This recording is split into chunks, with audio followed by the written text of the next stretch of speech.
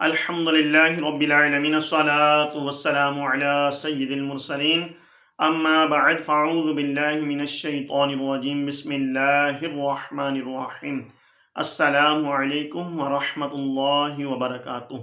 امید کرتا ہوں کہ تمام ویورز خیر و عافیت سے ہوں گے۔ دعا کرتا ہوں کہ رب تعالی ہم سب پر اپنا خصوصی کرم فرمائے۔ واجب الاحترام دوستوں، بزرگوں، بھائیوں، بہنوں، ہمیشہ ہر مسلمان کو اپنی دعاؤں میں یاد رکھا کریں۔ ہم بھی اپنی گفتگو کا آغاز کرنے سے پہلے مسلمانوں کے لیے دعائیں کرتے ہیں۔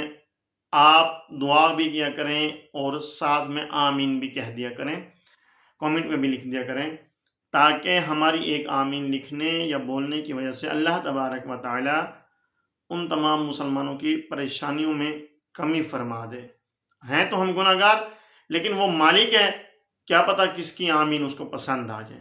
بہرحال دعا ہے کہ رب تعالیٰ جہاں کہیں مسلمان سیلاب سے متاثر ہوئے ان کی غیب سے مدد فرمائے، اور جہاں کہیں مسلمان ظلم اور غلامی کا شکار ہیں رب تعالیٰ ان کی غیب سے مدد فرمائے، قبلہ اول کی حفاظت فرمائے، اسرائیل اور اس کے حامیوں کو نیست و نابود فرمائے، اور جو قافلہ غزہ کے مسلمانوں کے لیے امداد لے کر گیا ہے، کھانا لے کر گیا ہے، رب تعالیٰ ان کی حفاظت فرمائے۔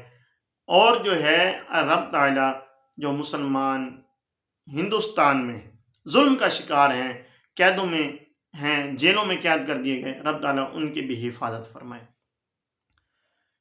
جمعۃ المبارک کا بابرکت دن جو ہے اس کی بہت ہی شان ہے۔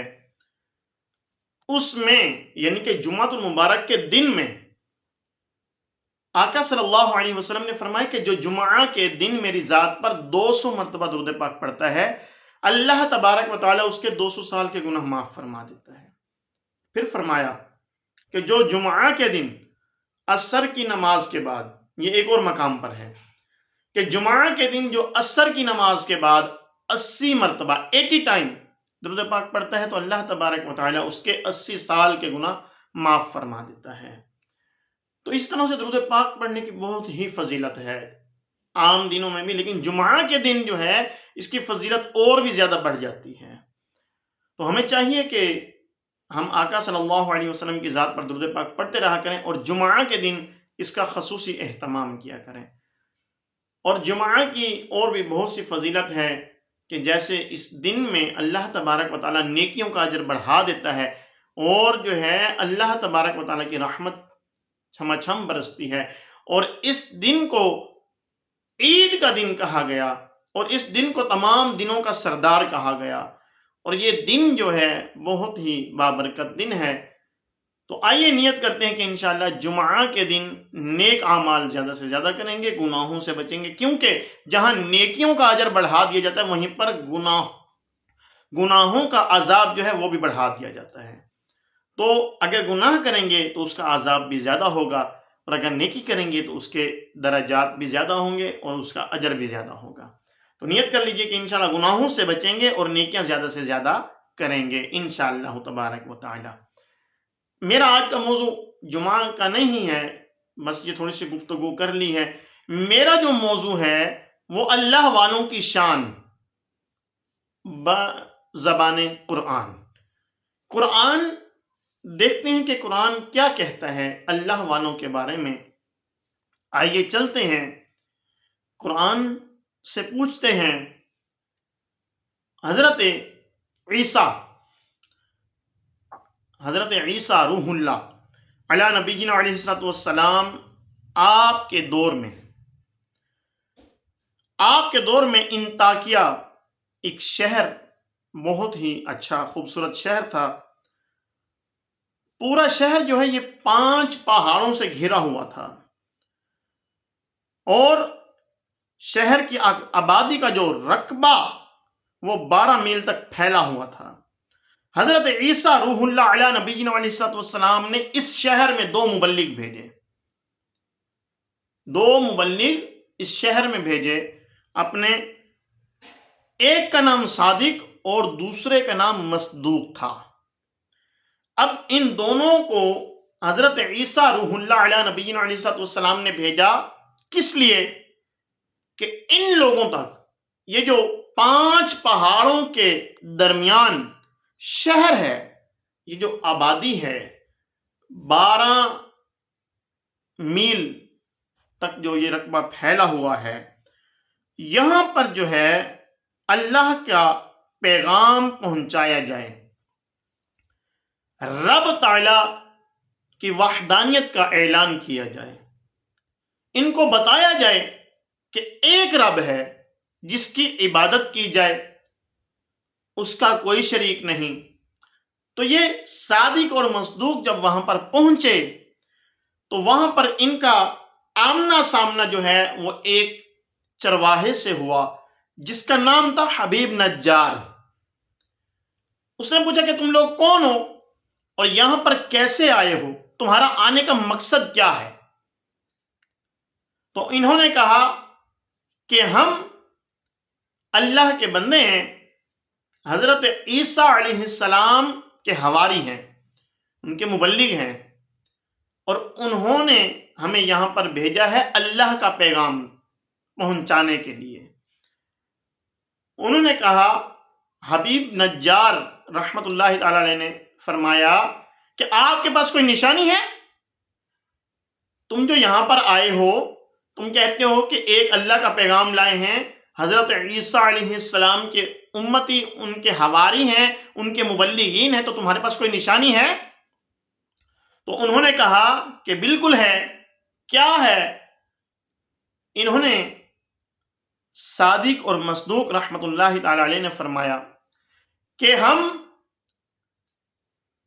نابینا کو، اندھوں کو بینائی عطا فرماتے ہیں اور کوڑھیوں کو شفا عطا فرماتے ہیں۔ اس طرح سے انہوں نے بتایا۔ تو اب یہ جو حبیب نجار تھا کہنے لگا کہ میرا ایک بیٹا ہے جو 2 سال سے بیمار ہے، 2 سال کا عرصہ ہو گیا وہ بیمار ہے، کیا تم اس کو ٹھیک کر سکتے ہو؟ تو صادق اور مصدوق رحمت اللہ تعالی علیہ نے کہا کہ بالکل، آپ ان کو یہاں پر لے آئیں، ہمارے پاس لے آئیں تو ہم اس کو ٹھیک کر دیں گے۔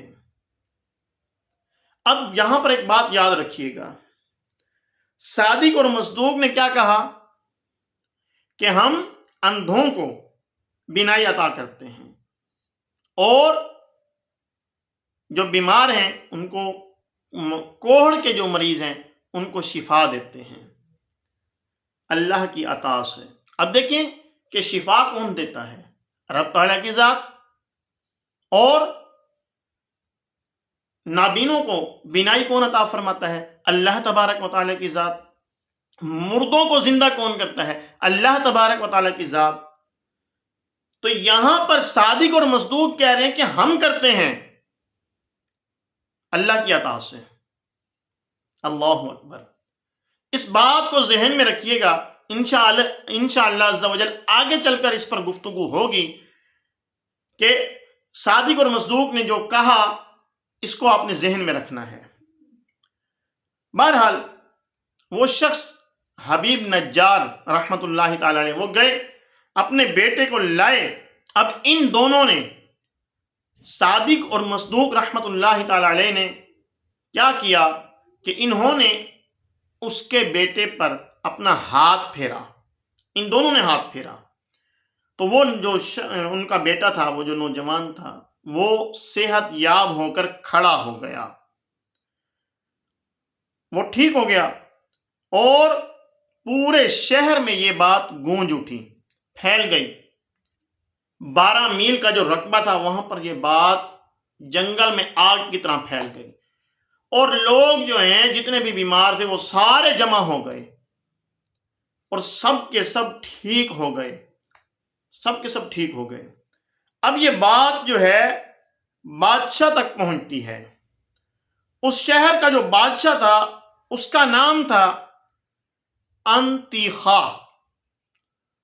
یہ بادشاہ کا نام تھا جو انطاکیہ شہر کا بادشاہ تھا، اور یہ غیر مسلم تھا۔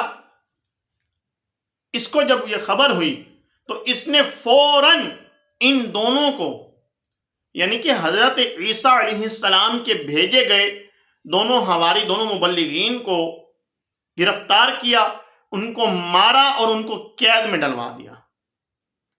اب حضرت عیسیٰ علیہ نبی علیہ السلام نے اپنے حواریوں کے سردار حضرت شمعون رحمت اللہ تعالی علیہ کو اس طرف بھیجا، اور بھیج کر آپ نے فرمایا کہ جاؤ ان کی خبر گیری کرو، اور ان تک یہ خبر پہنچ چکی تھی کہ وہ گرفتار کر لیے گئے۔ اب حضرت شمعون رحمت اللہ تعالی علیہ کسی نہ کسی طریقے بادشاہ تک پہنچ جاتے ہیں اور جا کر سوال کرتے ہیں کہ آپ نے جو 2 قید کیے ہیں، کیا آپ نے ان کی بات سنی؟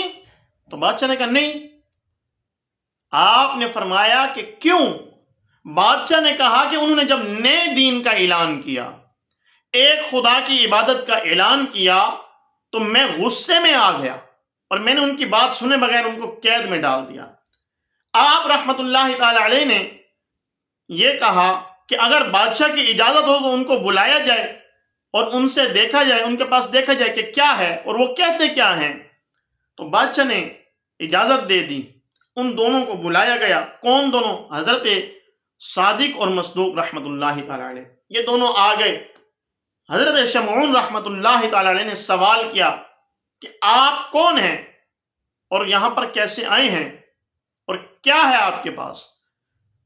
تو ان دونوں حضرت صادق اور مصدوق رحمت اللہ تعالی علیہ نے فرمایا کہ ہمیں اللہ نے بھیجا ہے، ہم اللہ کا پیغام لے کر آئے ہیں، اور ہم حضرت عیسیٰ علیہ نبی السلام کا کلمہ پڑھتے ہیں، اور ہمارا یہی پیغام ہے کہ اللہ کی عبادت کی جائے اور حضرت عیسیٰ علیہ نبی السلام کے ہاتھ یا ان کا کلمہ پڑھ کے مسلمان ہو جائیں۔ تو حضرت شمعون رحمت اللہ تعالی نے فرمایا کہ آپ کے پاس کیا ہے، کوئی نشانی ہے؟ تو انہوں نے کہا کہ بالکل ہے۔ حضرت شمعون رحمت اللہ تعالی علیہ نے پھر کہا کہ کیا کر سکتے ہو؟ تو انہوں نے کہا جو بادشاہ چاہے۔ اب بادشاہ نے کہا کہ ٹھیک ہے، اگر تم لوگ کہتے ہو کہ تم اندھوں کو بینائی عطا کرتے ہو، تو میرے پاس ایک ایسا اندھا ہے جو پیدائشی نابینا ہے، جس کی آنکھوں میں یہ جو آنکھیں یہ گولیاں ہیں یہ بھی نہیں ہیں، آنکھیں بالکل ہیں ہی نہیں، اگر تم اس کو بینائی عطا کر دو تو ہم مان جائیں گے۔ تو صادق اور مصدوق رحمت اللہ تعالی علیہ نے کہا کہ ٹھیک ہے، لے آئیں۔ اب وہ اس نابینا کو لایا گیا۔ حضرت صادق اور مصدوق رحمت اللہ تعالی علیہ نے اپنا ہاتھ، ان دونوں نے اپنا اپنا ہاتھ اس کی آنکھوں والی جگہوں پر پھیرا، تو وہاں پر 2 سوراخ بن گئے۔ اب ہاتھ تو یہ پھیر رہے ہیں، اللہ کے ولی، اللہ والے، حضرت عیسیٰ علیہ نبی علیہ السلام کے امتی، یہ آنکھوں والی جگہوں پر ہاتھ پھیر رہے ہیں، 2 سوراخ ہو جاتے ہیں، مٹی کی گولیاں بنا کر، گیندے بنا کر آنکھوں میں رکھتے ہیں، اور وہ روشن ہو جاتی ہیں اور وہ دیکھنے لگتا ہے۔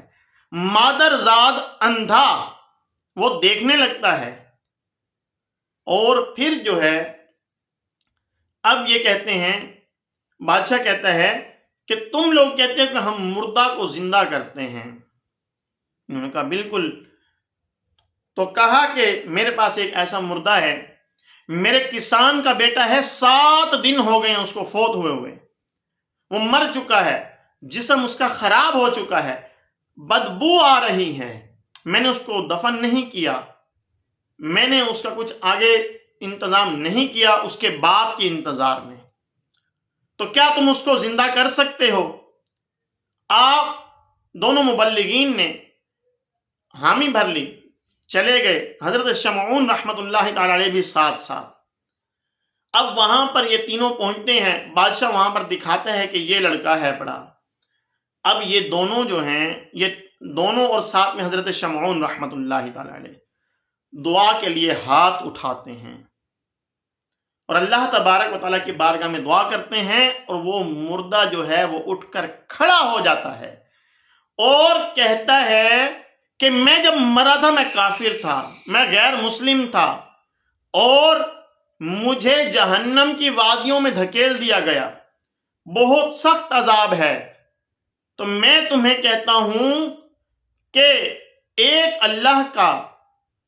اللہ کی وحدانیت کا اقرار کرو اور کلمہ پڑھ کر حضرت عیسیٰ علیہ نبی السلام پر ایمان لاتے ہوئے کلمہ پڑھ کر مسلمان ہو جاؤ۔ اور یہ جو دو مبلغ ہیں، یہ جو تین مبلغ ہیں، یہ انہی کے بھیجے ہوئے ہیں اور میں اس کا اقرار کرتا ہوں۔ اب جو ہے پورے مجمع میں بادشاہ بھی کھڑا تھا، بادشاہ کے درباری بھی کھڑے تھے اور عوام بھی موجود تھی، وہ سارے کے سارے یہ منظر دیکھ کر کلمہ پڑھ کر مسلمان ہوئے۔ اب کلمہ انہوں نے ابھی پڑھا نہیں ہے، اتنے میں حبیب نجار آ جاتا ہے، وہ آ کر اعلان کرتا ہے، وہ بھی تقریر کرتا ہے کہ یہ واقعی ہی اللہ کے نبی کے بھیجے ہوئے بندے ہیں اور اللہ کا پیغام لائے ہیں، یہ برحق ہے۔ تو یہ سارے لوگ کلمہ پڑھ کر مسلمان ہوتے ہیں، لیکن کچھ بدبخت ایسے ہوتے ہیں جو اب بھی ایمان نہیں لاتے۔ اندھوں کو شفا یاب ہوتا دیکھ کر بھی ایمان نہیں لائے، مردہ کو زندہ ہوتے دیکھ کر بھی ایمان نہیں لائے، مردہ کی تقریر سن کر بھی ایمان نہیں لائے۔ اور اسی طرح سے جب ان دونوں مبلغین نے حبیب نجار رحمت اللہ تعالی علیہ کے بیٹے کو صحت یاب کیا تب بھی ایمان نہیں لائے، اور بھی جتنے بیماروں کو انہوں نے شفا عطا کی تب بھی ایمان نہیں لائے۔ شفا تو رب تعالیٰ نے عطا کی، یہ تو ایک وسیلہ تھا، رب تعالیٰ کے ولیوں کا وسیلہ تھا۔ تو ایسے آج بھی لوگ ہیں، اگر کہا جائے تو حضرت غوث پاک رحمت اللہ تعالی علیہ نے ایک عیسائی اور مسلمان کے درمیان جو لڑائی ہو رہی تھی، عیسائی کہتا ہے کہ ہمارے نبی تو مردوں کو زندہ کرتے تھے، تمہارے نبی نے کہاں کیا، کہاں مردوں کو زندہ کیا؟ آپ کے قرآن میں موجود ہے حضرت عیسیٰ علیہ السلام نے مردوں کو زندہ کیا، تو ہمارے نبی کی شان بڑھ گئی۔ تو یہ اب تکرار ہو رہی تھی، جو مسلمان تھا اس کے پاس اتنا علم نہیں تھا۔ اتنے میں حضور غوث پاک وہاں سے گزرتے ہوئے سنتے ہیں، اور آپ نے فرمایا کہ میرے نبی کی بات تو تم چھوڑو، میں ان کا ادنا سا غلام ہوں، اگر میں مردے کو زندہ کر دوں تو اس نے کہا کہ میں کلمہ پڑھ کر مسلمان ہو جاؤں گا۔ تو حضور غوث پاک رحمت اللہ تعالی علیہ نے کہا کہ کلمہ پڑھ کر مسلمان ہو جانا۔ تو اب وہ شخص آیا، اس نے ایک قبر دکھائی، اور حضور غوث پاک رحمت اللہ تعالی علیہ نے اس قبر والے کو حکم دیا کہ قم باذن اللہ، اٹھ جا اللہ کے حکم سے۔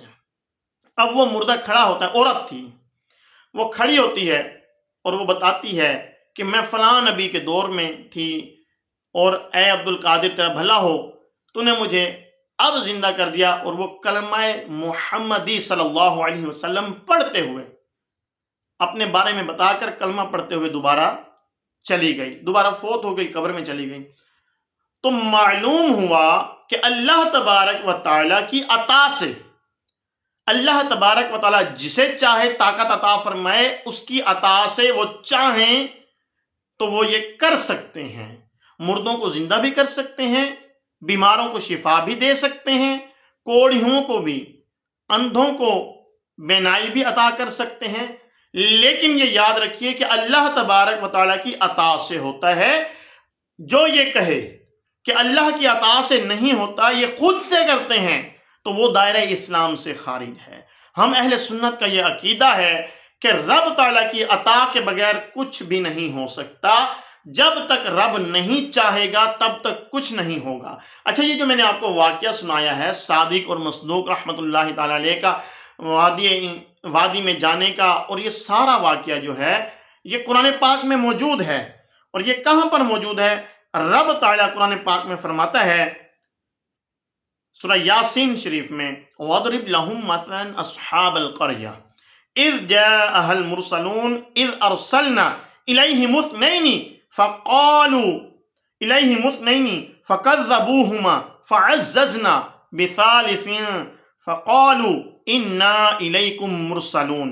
پھر کچھ آیات کے بعد اور جگہ پر حبیب نجار جو آتا ہے دوڑتا ہوا، اس کا واقعہ بیان فرماتے ہیں۔ رب تعالیٰ فرماتا ہے وَجَاءَ مِنْ أَقْصَى الْمَدِينَةِ رَجُلٌ يَسْعَى قَالَ يَا قَوْمِ اتَّبِعُوا الْمُرْسَلِينَ اتَّبِعُوا مَن لَّا يَسْأَلُكُمْ أَجْرًا وَهُمْ مُهْتَدُونَ۔ یہ بیان فرمایا، اور یہ سارا واقعہ، یہ جو پورا واقعہ ہے تقریباً 226 سال پہلے کہ بزرگ حضرت احمد بن محمد مالکی رحمت اللہ تعالی علیہ نے اپنی تفسیر حاشیۃ الساوی علی الجلالین میں یہ مکمل، اور آپ کے علاوہ اور بھی بہت سارے مفسرین نے یہ واقعہ درج کیا ہے اپنی اپنی تفسیروں میں۔ تو یہ قرآن پاک سے واقعہ ملتا ہے، تو معلوم ہوا کہ رب تعالیٰ کے نیک بندے جو ہیں یہ اللہ کی عطا سے سب کچھ کرتے ہیں، اور آپ سے گزارش ہے اپنے دلوں سے، لہٰذا یہ جو ہمارے دلوں میں گمان آ چکا ہے، ہمارے دلوں میں میل بھر چکا ہے اللہ والوں کے بارے میں، اس کو صاف کریں اور اللہ والوں سے محبت رکھیں، کیونکہ اللہ والے ہی ہیں جو اللہ سے ملا دیتے ہیں، تو اللہ والے ہی ہیں جو ہمیں صحیح راستہ دکھاتے ہیں، کیونکہ آقا صلی اللہ علیہ وسلم نے فرمایا کہ میرے بعد میری امت میں علماء یہ دین کا کام، اور یہ علماء جو ہیں یہ انبیاء کے وارث ہیں، اور جو اللہ کا ولی ہوتا ہے، جو اللہ کا دوست ہوتا ہے، وہ ہمیشہ عالم ہی ہوتا ہے۔ یہ کچھ لوگوں نے یہ جو طرح طرح کے 2 نمبر جن کو ہم کہیں گے پیر بنے بیٹھے ہیں، ان کو اٹھا کر اور علماء اہل سنت یا عقائد اہل سنت کے اوپر تھوپ دیا ہے، لہذا بہتان باندھنے سے گریز کریں، یہ نہ ہو کہ کل بروز قیامت اس بہتان کی پکڑ ہو جائے، اور اللہ تبارک و تعالیٰ کے ہاں انصاف ہوتا ہے، اور یہ نہ ہو کہ ہم کل بروز قیامت انصاف کے کٹہرے میں کھڑے ہوں۔ اس سے بہتر ہے کہ اس دنیا میں توبہ کر کے اپنی زندگی کو درست کر لیں۔ دعا ہے کہ رب تعالیٰ ہمیں عمل کی توفیق عطا فرمائے۔ آپ سے گزارش ہے ہمارے چینل کو سبسکرائب کریں، بیل آئیکن کو پریس کریں تاکہ نیو آنے والی ویڈیوز آپ تک پہنچتی رہیں۔ السلام علیکم ورحمۃ اللہ وبرکاتہ۔